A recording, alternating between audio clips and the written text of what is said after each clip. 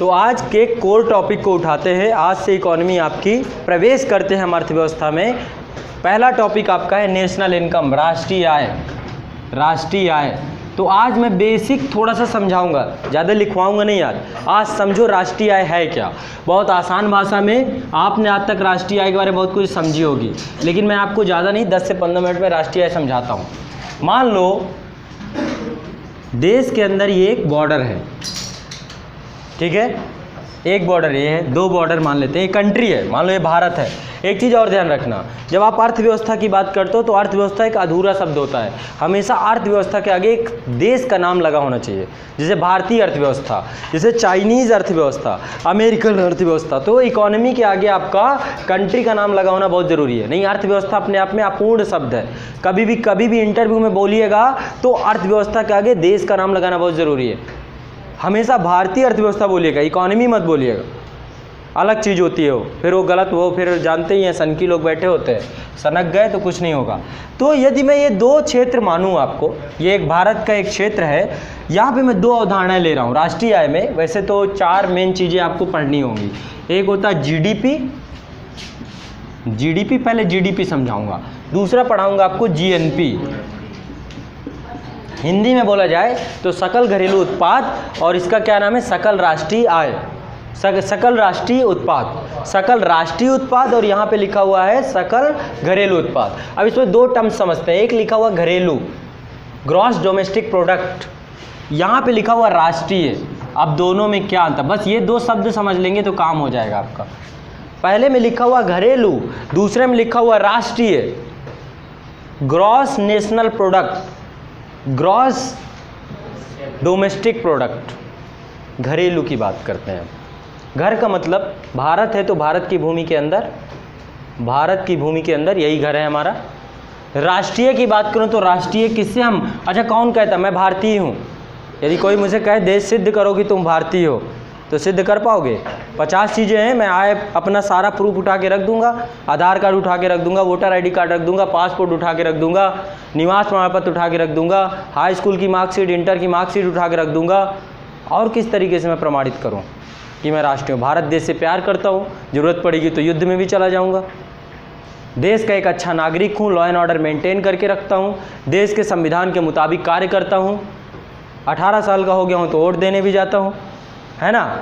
मौलिक अधिकारों की भी बात करता हूँ तो मौलिक कर्तव्यों को भी मानता हूँ, तो मैं राष्ट्रीय देश का नागरिक हूँ। तो कहीं ना कहीं पे यहाँ पर राष्ट्रीय का मतलब नागरिक से है, बस दिमाग में रख लीजिए, राष्ट्रीय का मतलब नागरिक से है। तो भारत का नागरिक क्या भारत में ही रहते हैं? भारत के नागरिक विदेशों में भी रहते हैं, भारत के नागरिक विदेशों में भी रहते हैं। भारत में क्या केवल भारत के नागरिक ही रहते हैं? क्या भारत में क्या सिर्फ भारत के नागरिक भी रहते हैं? नहीं, विदेशी कंपनियां भी हैं, विदेशी लोग भी रहते हैं। देखो बहुत आसान चीज़ों समझते जाइएगा, मैं थोड़ा थोड़ा इसको तोड़ तोड़ के ले चलूँगा, ज़्यादा इसको क्रिटिकल नहीं बनाएंगे। तो जीडीपी का मतलब सिर्फ इतना सा है, जीडीपी का मतलब सिर्फ इतना सा है, एक साल के अंदर, एक वर्ष के अंदर, एक हमें समयावधि देनी पड़ेगी ना, एक वर्ष के अंदर देश की घरेलू सीमा के अंतर्गत, देश की घरेलू सीमा के अंतर्गत वस्तुओं एवं सेवाओं का बाजार मूल्य पर मार्केट प्राइस, ये ध्यान रखना है, बाजार मूल्य पर अंतिम मौद्रिक मूल्य। कोई दिक्कत इसे समझने में? फिर एक बार समझते हैं।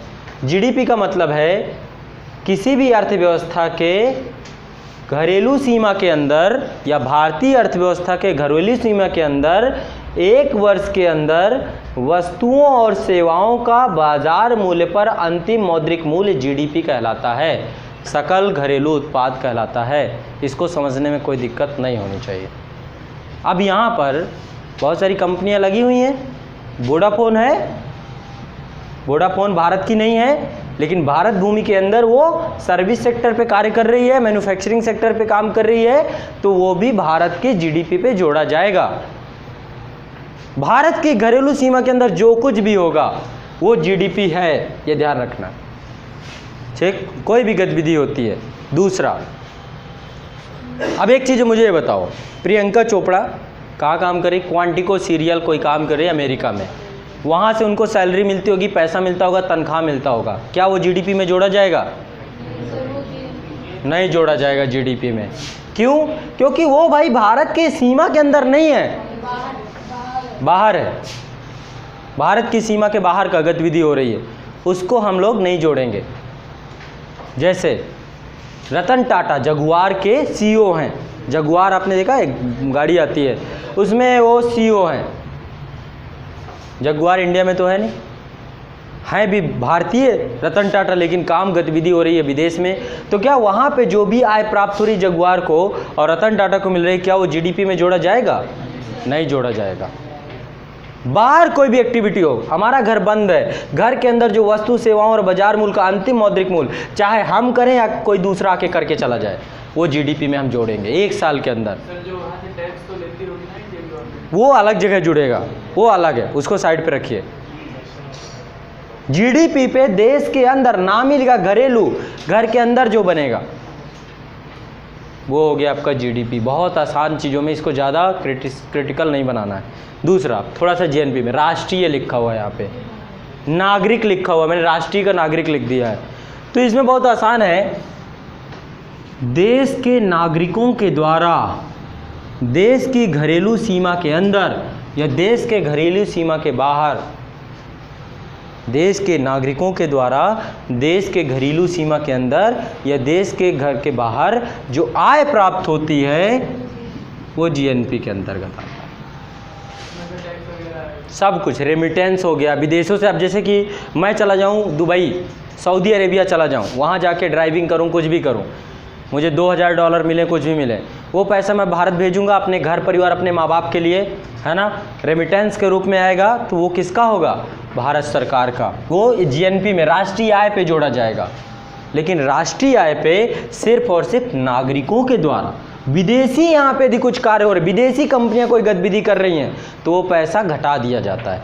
विदेशों से भारतीयों द्वारा प्राप्त आय को जोड़ा जाएगा, विदेशी कंपनियों द्वारा की गई गतिविधि को घटा दिया जाएगा जीएनपी में। यहाँ पे लिखा ही है राष्ट्रीय, राष्ट्र से संबंधित जो राष्ट्र की इनकम है, ये राष्ट्रीय उत्पाद की बात हो रही है। तो राष्ट्रीय उत्पाद में केवल भारतीयों के द्वारा जो कार्य किया गया, बहुत आसान भाषा में पहले समझिए, मैं सब छपवाऊंगा, सब कुछ लिखवाऊंगा।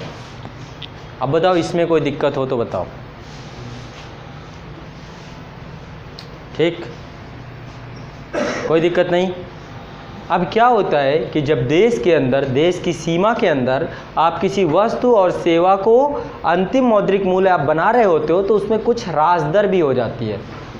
राजदर यानी कि चीज़ें क्या होती हैं, मशीन है, मशीन के कल पुर्जे खराब होंगे, है ना, या फिर सर्विस सेक्टर में आपको बहुत सारा पैसा खर्च करना पड़ेगा, ठीक है।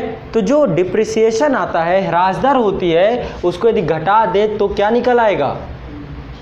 NDP, net domestic product. क्या निकल के आएगा? एनडीपी, शुद्ध घरेलू उत्पाद, शुद्ध घरेलू उत्पाद। ये क्या है? सकल घरेलू उत्पाद है, ग्रॉस डोमेस्टिक प्रोडक्ट है। उसमें आपने ह्रास दर को घटा दिया तो शुद्ध घरेलू उत्पाद निकल के आ गया। शुद्ध सकल घरेलू उत्पाद क्या होता है? सकल भी लगा रही हैं, शुद्ध भी लगा रही हैं, ग्रॉस हट जाएगा, ये नेट डोमेस्टिक प्रोडक्ट आ गया आपके सामने। यदि उससे ह्रास दर हटा दिया, आप ही हो, बाइक है ना, बाइक आपने खरीदी कितने की? 40,000 की बाइक खरीदी, 1 साल सर्विस कराया, सब कुछ कराया, 5,000 और खर्चे हो गए, तो टोटल खर्चा कितना हो गया? 45,000, है ना। वैसे ही देश में भाई उत्पाद पैदा होने के दौरान भी तो बहुत सारा खर्च होता है, मशीनों के कल पुर्जे, बहुत सारी चीज़ें होती हैं, ह्रासमान होता है। तो जो घटा दिया वो घटा देते हैं तो एनडीपी निकल आता है, नेट डोमेस्टिक प्रोडक्ट। क्लियर? उसी प्रकार से सकल राष्ट्रीय उत्पाद पर आप ह्रास दर घटा दीजिए, ह्रास दर घटा दीजिए। अभी मैं बहुत आसान टेक्निकली अभी सब लिखवाऊंगा। ह्रास दर घटा दीजिए तो आपका एनएनपी निकल आता है, नेट नेशनल प्रोडक्ट। इसी को बोलते हैं राष्ट्रीय आय, इसी को बोलते हैं राष्ट्रीय आय। ये है आपकी राष्ट्रीय आय। जीडीपी आपकी राष्ट्रीय आय नहीं है, एनडीपी आपकी राष्ट्रीय आय नहीं है, जीएनपी आपकी राष्ट्रीय आय नहीं है, नेट नेशनल प्रोडक्ट राष्ट्रीय आय है। क्लियर? कुछ है नहीं, बहुत आसान है। देश की सीमा के अंदर और देश की सीमा के बाहर भारत के नागरिकों के द्वारा प्राप्त आय राष्ट्रीय आय, ग्रॉस डोमेस्टिक प्रोडक्ट के रूप में, ग्रॉस नेशनल प्रोडक्ट के रूप में होती है, राष्ट्रीय आय के रूप में होती है। अब इसको मैं थोड़ा तकनीकी भाषा में चीज़ें लिखवाऊंगा भी, समझाऊंगा ही। तो हेडिंग डालिए राष्ट्रीय आय का अर्थ। राष्ट्रीय आय का अर्थ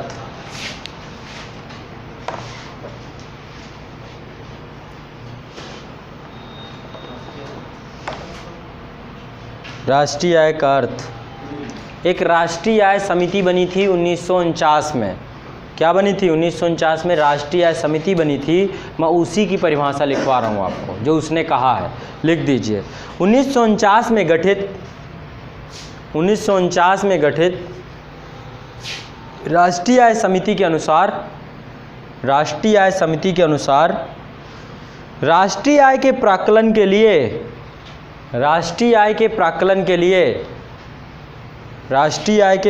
के लिए किसी अवधि विशेष में उत्पन्न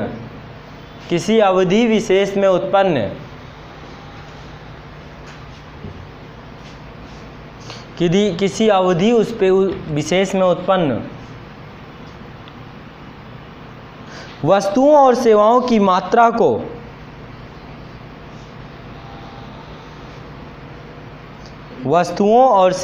मात्रा को दोहरी बार गिने बिना मापा जाता है। दोहरी बार गिने बिना मापा जाता है। दो बार नहीं गिन सकते आप राष्ट्रीय आय को, दोहरी बार गिने बिना मापा जाता है। दोहरी बार गिने बिना मापा जाता है। क्लियर? एक बात तो ये हो गई आपकी, ये राष्ट्रीय आय समिति की परिभाषा है और बहुत ही स्पष्ट शब्दों में उन्होंने परिभाषा दे दी। ठीक, आगे लिख लीजिए। अच्छा बताइए, हमारा वित्तीय वर्ष क्या है? फाइनेंशियल ईयर क्या है? हमारी फाइनेंशियल ईयर 1 अप्रैल से चालू होता है और 31 मार्च को ख़त्म हो जाता है। बजट अब इसीलिए बजट अब पारित किया जाने लगा है। बजट अब पेश करने की अवधि हो गई 1 फरवरी। 1 फरवरी को अब बजट पेश किया जाएगा। पहले 29 फरवरी को 28 या 29 को पेश किया जाता था, लेकिन अब 1 फरवरी को कर दिया गया है ताकि फाइनेंशियल ईयर ख़त्म होने से पहले ही बजट पारित हो जाए। पहले पारित होने में मई लग जाता था, मई में पारित होता था, फिर बोर्ड एंड अकाउंट से पैसा निकालना पड़ता था, लेखानुदान से पैसा निकालना पड़ता था। लेकिन अब बजट को थोड़ा सा पढ़ाऊँगा, ये क्या होता है, लेखानुदान, प्रत्यानुदान, अपवादानुदान, सब पढ़ाऊँगा आने वाले समय में। नेक्स्ट, अतः राष्ट्रीय आय से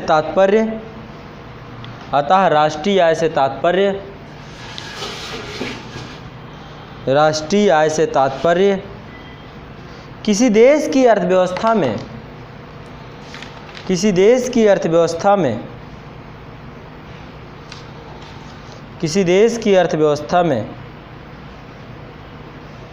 एक वित्तीय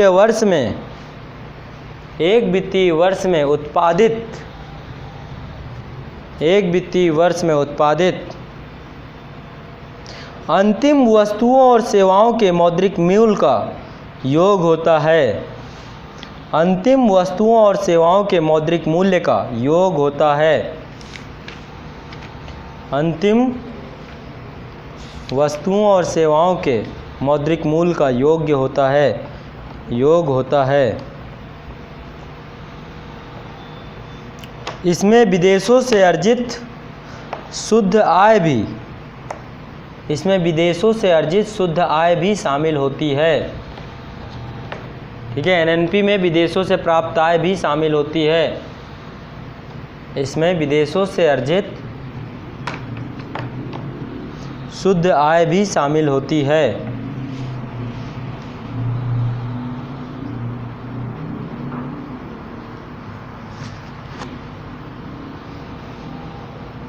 ठीक है, ये संक्षेप में।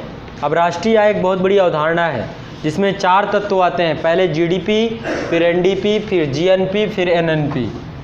ठीक है, तो लिख लीजिए इसे संक्षेप में, जीडीपी, एनडीपी, जीएनपी और एनएनपी के द्वारा स्पष्ट रूप से जीडीपी, एनडीपी, जीएनपी और एनएनपी के द्वारा स्पष्ट किया जाता है, स्पष्ट किया जाता है।